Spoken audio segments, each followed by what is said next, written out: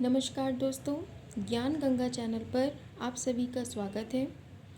अभी तक हम लोगों ने एंशियंट हिस्ट्री से रिलेटेड जितने भी टॉपिक कवर किए हैं उनमें से ही आज का हमारा टॉपिक है मौर्य डायनेस्टी यानी कि मौर्य वंश। मौर्य वंश भारत में एक विशाल साम्राज्य के रूप में जाना जाता है। एक बहुत ही व्यापक वंश था ये और इसका कार्यकाल 322 से लेकर के 185 ईसा पूर्व तक का माना जाता है। अब देखिए मौर्य वंश का उदय कैसे हुआ और किसने किया, इसके शासक कौन कौन से हैं और इस वंश की क्या क्या विशेषताएं हैं, हम इन सब के विषय में चर्चा करेंगे आज की क्लास में। और मगध साम्राज्य, जैसा कि हमने पहले देखा है कि मौर्य वंश से पहले भारत पर विदेशी आक्रमण हुए और उसके पहले हमने देखा कि महाजनपदों का कालखंड था, महाजनपद का उदय हुआ। उन महाजनपदों में सबसे महत्वपूर्ण मगध महाजनपद था जो व्यापक रूप से उत्कर्ष की ओर बढ़ रहा था। उसी के साथ साथ मौर्य वंश से पहले भारत में हर्यक वंश का उदय हुआ। हर्यक के वंश के बाद में शिशुनाग वंश और फिर शिशुनाग वंश के बाद में हम नंद वंश की चर्चा करते हैं, इसके बारे में पढ़ते हैं। लेकिन नंद वंश के पतन के पश्चात भारत में एक ऐसे वंश की नींव रखी गई जिसे हम मौर्य वंश के नाम से जानते हैं। और इस वंश की जानकारी के स्रोत मुख्य रूप से दो प्रकार के हैं। पहले साहित्यिक स्रोत हैं और दूसरे पुरातात्विक स्रोत हैं। अगर हम साहित्यिक स्रोतों की बात करें, जो हमें मौर्य वंश के बारे में सर्वाधिक जानकारी प्रदान करता है वो कौटिल्य के द्वारा लिखा गया अर्थशास्त्र है। कौटिल्य कह सकते हो आप, चाणक्य के नाम से भी उन्हें जाना गया है, विष्णुगुप्त के नाम से भी हम जानते हैं। तो ये सारे नाम एक ही व्यक्ति के हैं जिन्होंने अर्थशास्त्र की रचना की। और अर्थशास्त्र में ऐसा क्या है जो आज की राजनीति, हमारी जो वैदेशिक नीति है, उसकी आधारशिला के रूप में इसे माना जाता है वर्तमान दौर में भी। तो अर्थशास्त्र में वर्णित था सप्तांग सिद्धांत। सप्तांग सिद्धांत ये राजनीति के कुछ ऐसे बिंदु हैं जिनका पालन करके व्यक्ति एक सफल शासक बन सकता है और एक विशाल साम्राज्य की स्थापना करने में सफल हो सकता है। दूसरा साहित्यिक स्रोत था हमारा इंडिका। इंडिका ये एक यूनानी यात्री के द्वारा लिखा गया ग्रंथ जिसका नाम मेगस्थनीज था। और इंडिका से हमको मौर्य काल की सामाजिक और प्रशासनिक जानकारी की प्राप्ति होती है। तीसरा हमारा स्रोत है जो साहित्यिक, वो है मुद्रा राक्षस, जो कि विशाख दत्त के द्वारा लिखा गया है। और इससे हमको कौटिल्य ने यानी कि चाणक्य के द्वारा बनाई गई जो रणनीतिक नीतियाँ थी, जो रणनीति थी, उन सारी नीतियों के विषय में हमें जानकारी मुद्रा राक्षस से प्राप्त होती है।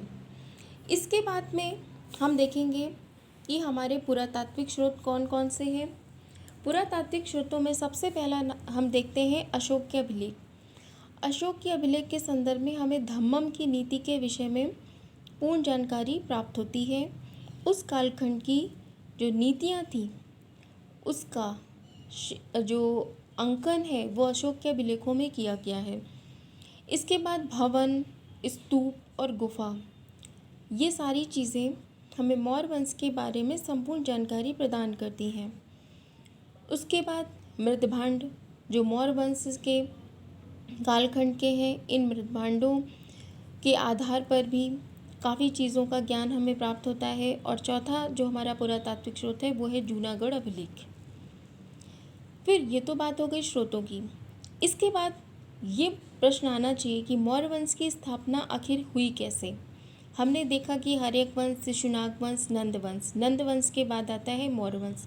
तो मौर्य वंश की स्थापना के पीछे क्या कारण माना जाता है? सबसे मुख्य कारण माना जाता है, ये किंवदंती भी हो सकती है, वास्तविकता भी हो सकती है।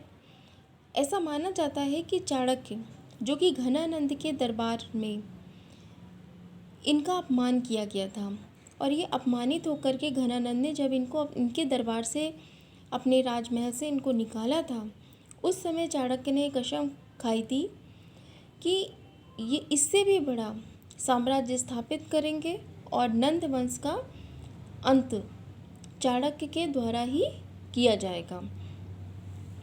इसके लिए फिर ये आता है कि मौर्य वंश की स्थापना के जो रणनीतिक विचार हैं, हमें इन विचारों की चर्चा मुद्रा राक्षस के द्वारा प्राप्त होती है कि चाणक्य ने किस प्रकार की नीतियों को बनाया था, किस प्रकार की रणनीति का पालन किया था, जिसके द्वारा इतने विशाल साम्राज्य की नींव भारत में रखी गई। अब इसके बाद मौर्य वंश का जो सबसे प्रतापी और प्रथम शासक माना जाता है वो चंद्रगुप्त मौर्य को ही माना जाता है। इसका कालखंड 322 से 298 ईसा पूर्व के आसपास का मानते हैं। अगर हम बौद्ध और जैन साहित्यों के विषय में देखें तो इनका मानना है कि जो चंद्रगुप्त ये जो मौर्य वंश था इनको क्षत्रिय की संज्ञा दी गई है। इसके बाद मुद्रा राक्षस या पुराणों की अगर हम बात करें तो इस वंश को शूद्र कह करके संबोधित किया गया। इस विषय पर सभी ने अपने भिन्न भिन्न मत प्रस्तुत किए हैं। यहाँ पर कहीं सर्वसम्मति जैसी स्थिति प्रतीत नहीं होती। इसके बाद अगर हम यूनानी विचारकों की बात करें तो उसमें से एक नाम आता है जस्टिन का और एक नाम आता है एपियन का। जो जस्टिन थे इन्होंने सैंड्रोकोटस शब्द का प्रयोग किया है। सैंड्रोकोटस शब्द का जो प्रयोग है ये चंद्रगुप्त मौर्य के संदर्भ में ही किया गया है। इसके बाद एपियन का नाम आता है। एपियन ने एंड्रोकोटस शब्द का प्रयोग किया है और एंड्रोकोटस जो शब्द है ये भी चंद्रगुप्त मौर्य के संदर्भ में ही प्रयोग किया गया है। इसके बाद ये तो हो गया कि इनके द्वारा इस प्रकार के नामों को अंकित किया गया, लेकिन ये नाम चंद्रगुप्त मौर्य के हैं इस बात की खोज किसके द्वारा की गई है? इस बात की खोज यहाँ पर की गई है विलियम जोन्स के द्वारा। ये विलियम जोन्स कौन थे? इन्होंने भारत में एशियाटिक सोसाइटी की स्थापना की थी बंगाल में, और इन्होंने ही ये बताया था, ये खोज की थी कि सैंड्रोकोटस और एंड्रोकोटस ये जो दो नाम हैं जो जस्टिन और एपियन के द्वारा दिए गए हैं ये समांतर चंद्रगुप्त मौर्य के ही नाम हैं। तो इस विषय पर जो चर्चा की गई है ये वास्तविकता में जो खोज हुई है ये चंद्रगुप्त मौर्य के द्वारा ही की गई है। चंद्रगुप्त मौर्य का ही नाम है। इस बात की चर्चा हमें विलियम जोन्स के द्वारा इन नामों की जो खोज है वो की गई है। इसके बाद हम ये देखेंगे कि चंद्रगुप्त मौर्य ने जब घनानंद को पराजित किया था, घनानंद को पराजित करने के बाद में चंद्रगुप्त मौर्य ने एक काफ़ी विशाल साम्राज्य की नींव रखी। एक इतना विशाल साम्राज्य, यदि हम डायरेक्शन के बेस पर देखें कि नॉर्थ में कितना, तो कश्मीर से शुरू होकर के और दक्षिण में कर्नाटक तक, और यदि हम पश्चिम की बात करें तो ईरान और अफ़गानिस्तान का एरिया लेकर के पूर्व में बंगाल तक का जो क्षेत्र था, तो ये पूरा मौर्य साम्राज्य था। तो आप देख सकते हो कि भारत में मौर्य साम्राज्य का विस्तार किस हद तक हुआ था। इसके बाद इस साम्राज्य की दूसरी बड़ी विशेषता थी कि भारत को एकीकरण करने का प्रयास किया गया, क्योंकि भारत को एकीकृत करने का प्रयास अगर हम करते हैं तो ये बहुत ही ज़रूरी था, क्योंकि इसके पहले भारत में जितने भी विदेशी आक्रमण हुए हैं उन आक्रमणों को विफल किया जा सकता था यदि भारत के सारे महाजनपदों के शासक एकजुट होकर के इन विदेशी आक्रांताओं का सामना करते तो भारत पर एक भी विदेशी आक्रमणकारी सफल नहीं हो पाता। उसके जो उद्देश्य थे वो उसमें कभी भी सफल नहीं हो पाता। तो इस वजह से चाणक्य को ये बात बेहतर रूप से समझ आ चुकी थी कि बिना भारत को एकीकृत किए हुए यहाँ पर एक विशाल साम्राज्य की नींव रखना संभव नहीं है। तो जब चीज़ों को एकीकृत किया गया तो प्रशासनिक जो सतर्कता थी वो भी बेहतर हुई। एक बेहतर एडमिनिस्ट्रेशन जो था वो इस कालखंड में देखने को मिलता है। इसके बाद में चंद्रगुप्त मौर्य के समय में एक युद्ध की चर्चा होती है, वो है सेल्यूकस से युद्ध। ये सेल्यूकस से युद्ध ये चंद्रगुप्त मौर्य के द्वारा ही जीता गया था।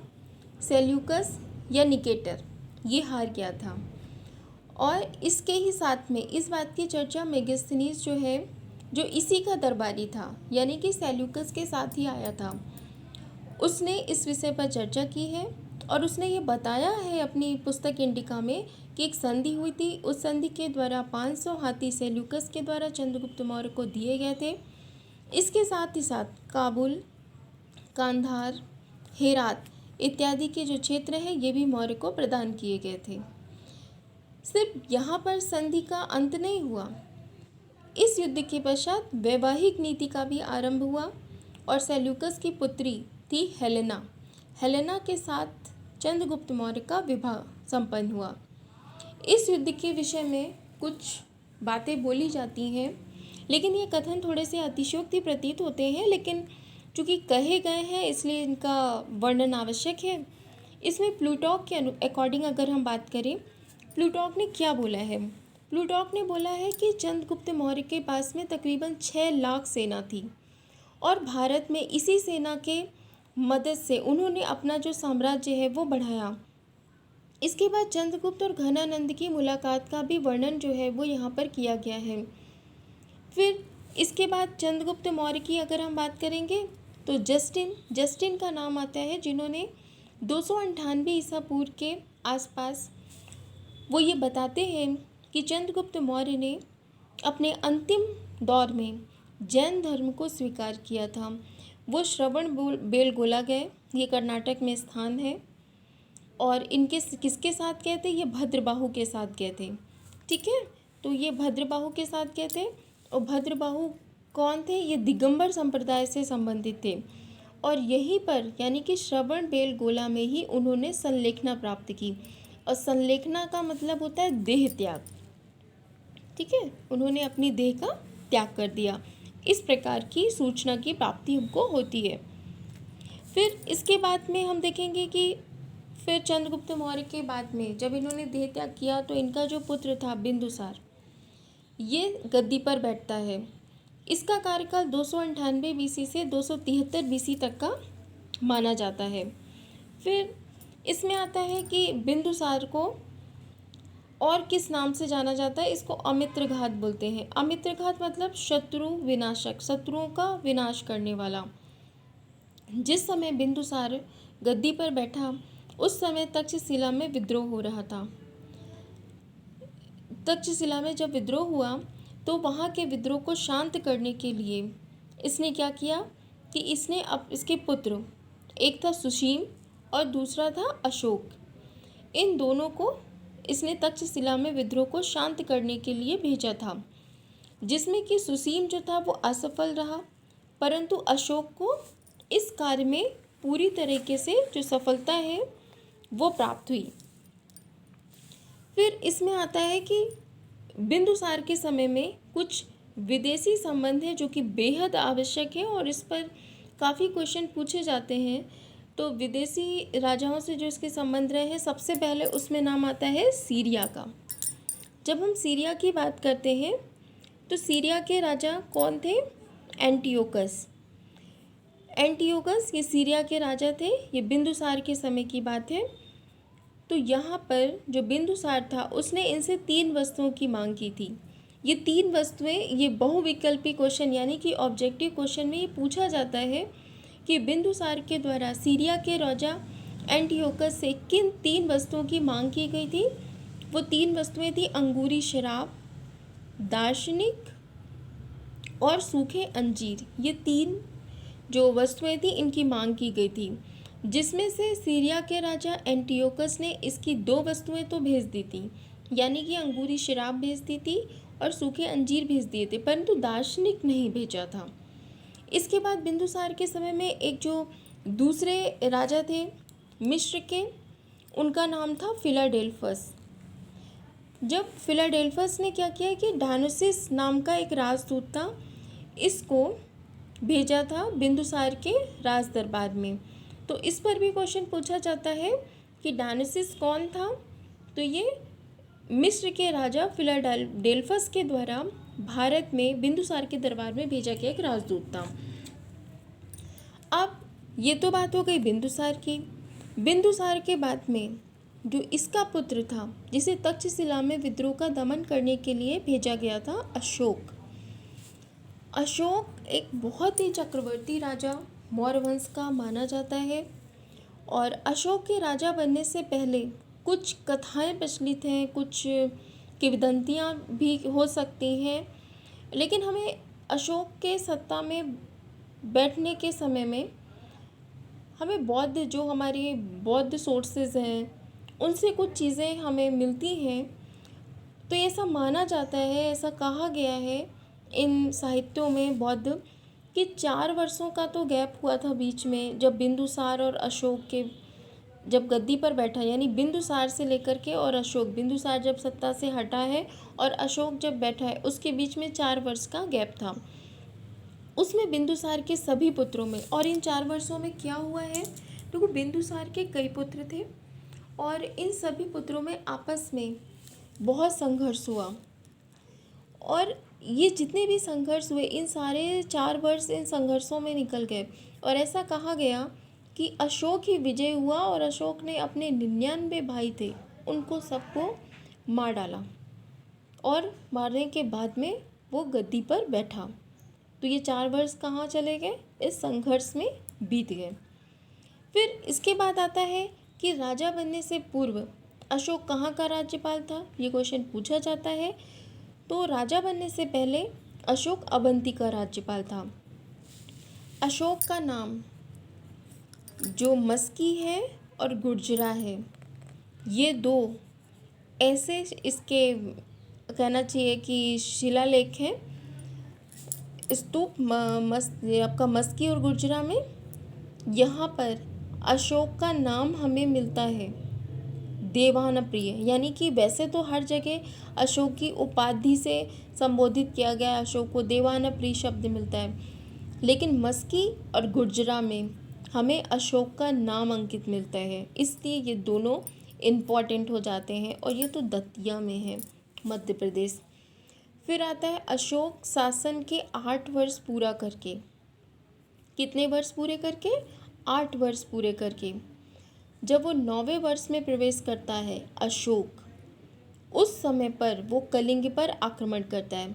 यानी कि अब ये आपके लिए क्वेश्चन इम्पॉर्टेंट हो गया कि अशोक ने अपने 8 वर्ष पूरे किए शासन के, और 8 वर्ष पूरा करने के बाद में उसने 9वें वर्ष में जब प्रवेश किया, उस समय उसने कलिंग पर आक्रमण किया।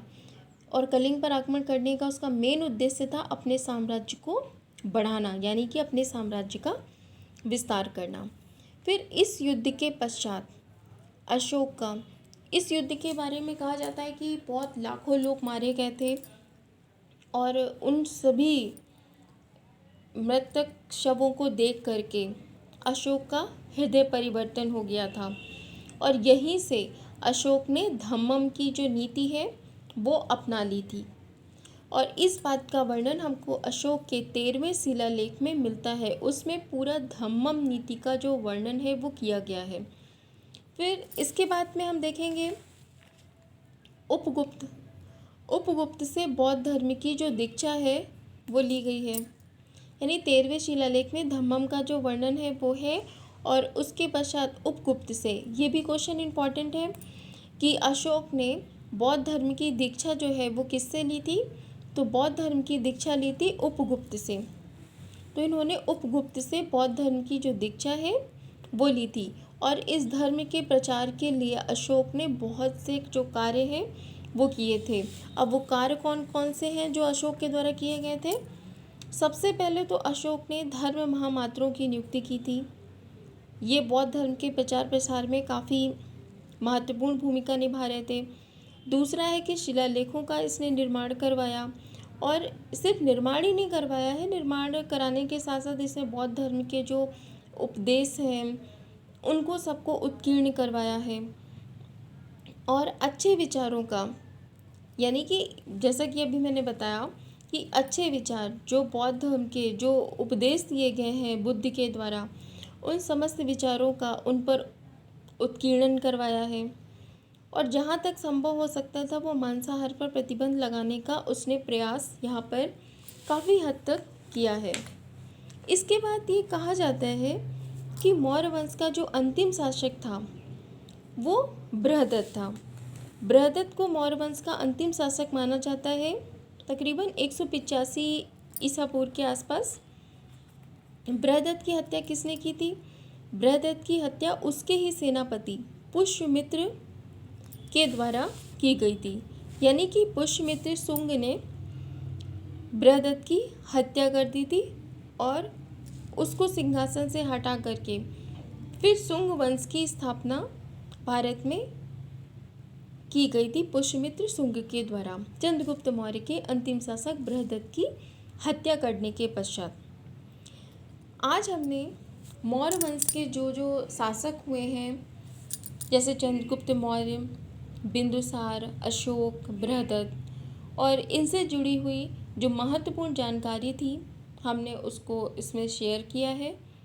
और आगे की क्लास में हम मौर्य वंश की जो सामाजिक, आर्थिक, राजनीतिक जो स्थितियाँ थी हम हमारी नेक्स्ट क्लास में इस पर चर्चा करेंगे और मौर्य वंश के बारे में हम पूरी जानकारी इस क्लास के माध्यम से प्राप्त करेंगे। आपको क्लास अच्छी लगी हो तो आप इसे लाइक करें और चैनल को सब्सक्राइब करें। धन्यवाद।